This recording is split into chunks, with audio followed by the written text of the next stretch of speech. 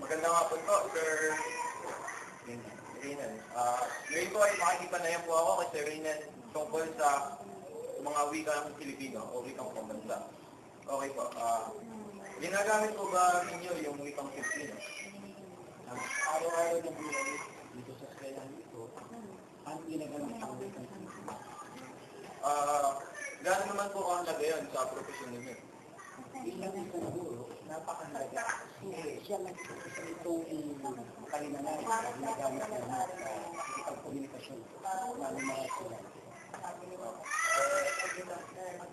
Kung sabihin niyo po, paano po kaya makatulong sa pagpapaunlad ng wikang pambansa o ng wikang Pilipino?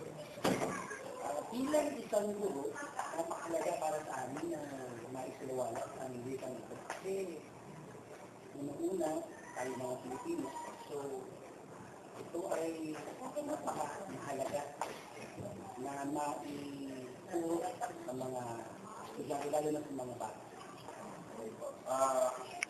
Nakikita po ba ninyo na may ginagampan ng papel yung wikang Pilipino sa pang-globalisasyon? Sa aking palagay, nakakalungkot man, pero dapat magkaroon ng paraan para maisawala ang wikang Pilipino. Hindi lang dito sa ating muling sa ibang bansa. Okay po. Ano po yung reaksyon niyo sa tungkol sa kumakalat na Jejemon? Unang namin balita niya, kasi bilang isang guro ay magkahalong galit at panghihinayang. Kasi ang wikang Pilipino dapat hindi ginagawa. Kasi dapat ang wikang Pilipino ginagamit sa tamang oras na sinusunod yung tamang kaparaanan kapag gamit ito na naaayos sa pag-aaral.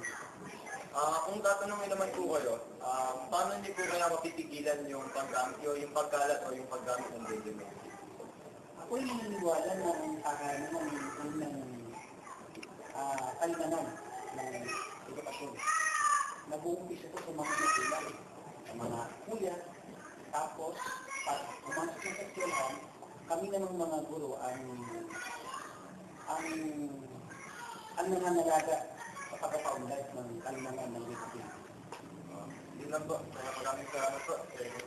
Magandang hapon pala. Ginagamit po ba ninyo ang wikang Pilipino? At kung oo, kailan niyo po ito ginagamit?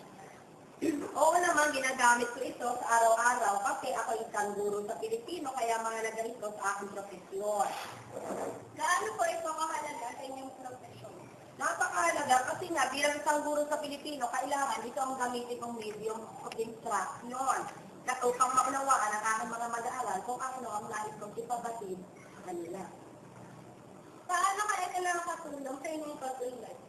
Abay, napakalaki.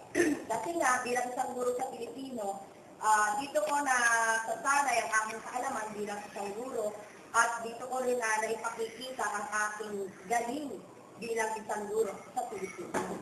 Naging po ba ang wikang Pilipinas sa globalisasyon? Oo, kasi tayo bilang isang Pilipino, dapat hindi lang ang wikang Ingles ang ating dapat na gamitin.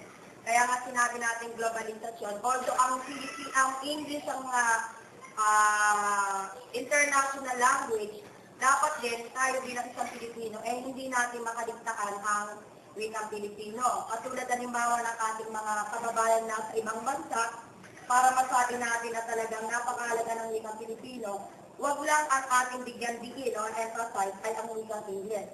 Pati na rin ang wikang Pilipino. Para naman pagdating ng panahon, masabi ng mga hindi lang ng mga kababayan natin, pati na rin ng mga dayuhan na tayo bilang isang Pilipino ay nagpapahalaga pa rin sa ating wika. Tinasang-ayon na niya po ba yung Jejemon? Kung hindi po, ano po dapat gawin? Ako ay muli-muli sa Jejemon. Ako nga hindi nag-effect sa Jejemon. Dahil nasabi namin, pag sinabing Jejemon bilang Kristiyano, ito ay talagang ang inyong tinatangkilik ay ang devil o ang demonyo. No? Ano yung tanong mo dyan kung hindi ko tinatangkilik? Ano po dapat gawin kung hindi po kayo sumasakay? Para hindi mapalaganap ang Jejemon, kapag ng Jejimon ang lakang lingwayo ginamit sa text, wag na wag kang tutugon at Jejimon. Tugunin mo siya ng buo para masanay siya na every time na ite-text ka niya, no, ay, kagaya rin bawa ikaw, tinext mo ako ng Jejimon, ay, si Ma'am ito. Hindi ko siya ite-text ng Jejimon kasi hindi niya ito maiintindihan at alam ko ang isasagot niya, hindi Jejimon. So, kung nagsimula sa akin bilang guro na huwag gumamit ng Jejimon, eh mapapalaganap ko ito sa aking mga mag-aral kasi ipagbabawal ko ang paggamit ng Jejimon. Sinilang po, salamat po. Pwedeng bumate.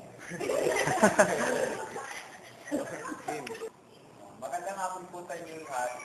Ngayon po ay makapanayan na si Lord at isang guro na nagtuturo sa fizika at aralin pansin. Ginagamit po ba ninyo ang wikang Pilipino? At kung oo, kailan niyo po ito ginagamit? Madalas kong ginagamit ang wikang Pilipino sa asignaturang hawak ko kasi fizika at kultura sa aralin panlipunan. And then, madalas siyang gamitin sa bahay namin at saka sa mga usapan na conversation, casual conversation. Gaano mahalaga sa inyong profesyon ang wikang Pilipino? Mahalaga ang wikang Pilipino sa aking profesyon kasi dahil dito, mas nauunawaan ng mag-aaral yung itinuturo kong asignatura kasi ang gamit ng wika ay Pilipino kasi diba yun ang ating mother tongue, kumbaga. Paano kaya ito nakakatulong sa inyong profesyon at sa inyong pag-unlad? Nakakatulong ang wikang Pilipino sa aking profesyon sa pamamagitan ng alam ko na natututo yung aking mag-aaral. Kasi mas sanay sila sa wikang Pilipino kaysa sa wikang Ingles. Pagdating naman sa aking pag-unlad, siguro may sinasabi na aking punong guro na kaya nga ako nandito, diba? Ang sabi nila, mahusay daw ako magsalita ng wikang Pilipino. Ginagamit ba ang wikang Pilipino sa globalisasyon? At kung meron, Kung may ginagampan sa globalisasyon. Sa palagay ko, meron naman, pero hindi lahat. Kasi pag sinabi natin, di ba, ang globalisasyon, ang wika talagang ginagamit is English, di ba? Instead of Filipino language. Kaya, sa isang banda, nagagalit siya. Kasi, ginagamit siya ng mga Pilipino sa form ng pakikipagkala kanina, casual conversation, kung pamamagitan mo. Siwala ito na ipapahin kung ano yung mensahe gusto nila. tumatay ba kayo sa mga bagong pinautos ng mga kabataan na mga salita tulad ng Jejemon? Kung hindi, ano ang dapat? Yung Jejemon saka Jejemon. Opo.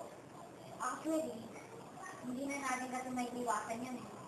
Diba? As the time goes by, kung habang lumadaan ng panahon, umuunlad yung teknolohiya natin. Siyempre, umuunlad din kung ano yung mga ginagamit natin, pamamaraan na ginagamit sa pagpapatid ng mensahe sa pamamagitan ng iba't ibang uri. Diba? At the same time, ito ay sa wikang Pilipino pa rin. Kung sang-ayon, siyempre, hindi. Diba? As a teacher, diba? Bilang isang guro, kasi siyempre yung bata, hindi siya natututo ng wastong pagbabaybay na isang salita. Pero, wala naman akong sinasabi na masama. Kasi ito ay, kumbaga, itinapakita lamang ng mga batang Pilipino na umuunlad na yung dating wika natin. Kasi sa pamamagitan ng athlete, hindi mamamatay yung sarili natin wika kasi nagagamit siya sa iba't ibang pangalan. Maraming salamat po. 1, 2, 3, and